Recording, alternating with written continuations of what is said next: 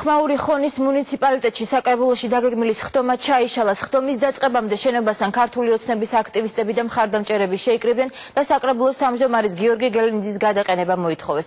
საკრებულოს წევრებსა და აქციის მონაწილეებს შორის დაწყებული კამათი სიტყვიერ და ფიზიკურ დაპირისპირებაში გადაიზარდა.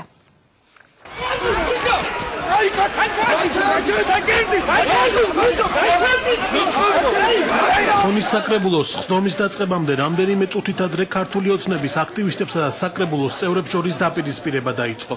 ქართული ოცნების აქტივისტები ხონის საკრებულოს თავმჯდომარის უფლებამოსილების შეჩერებას მოითხოვდნენ. იმათგან იყო დაპირისპირება, დღეს იგივე აპირებდნენ კიდე რაღაცებს ვითომ არჩევნებს და ჩვენ უთხარით 1-2 სიტყვით, რომ ავჯერ აცადეთ ამ იმას და რაღაცები ამათ ადგე და გინება დაგვიწყეს. სიტყვიერი და ფიზიკური დაპირისპირება საკრებულოს შენობის შემდეგ ქუჩაში გაგრძელდა. ქართული ოცნების წევრებმა გელენიძის მომხრეებს ფიზიკური და სიტყვიერი შეურაცხყოფა მიაყენეს. გიორგი გელენიძის გადადგომის მოტივად აქტივისტები რამდენიმე თვის წინ მისი დაკავების ფაქტს ასახელებენ. სამართალდამცველები მას უფლებამოსილების გადამეტებას ედავებიან, თუმცა გელენიძე გირაოს გადახდის შემდეგ გაათავისუფლეს.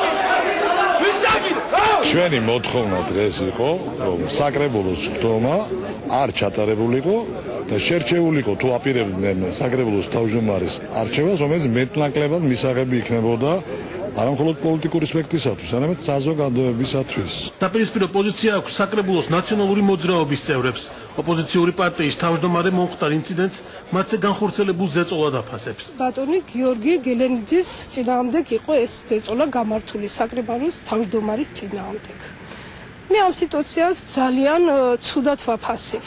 ეგ არ შეიძლება. საკრებულო არის არჩევითი ორგანო. საკრებულოს თავმჯდომარის გადადგომის მოთხოვნით ქართული ოცნების წევრებმა შეკრება საკრებულოსთან დღის 2 საათისთვის დაიწყეს. სამართალდამცველების მიერ დაპირისპირების განმუხტვის შემდეგ მმართველი პარტიის წევრებმა ტერიტორია მალევე დატოვეს.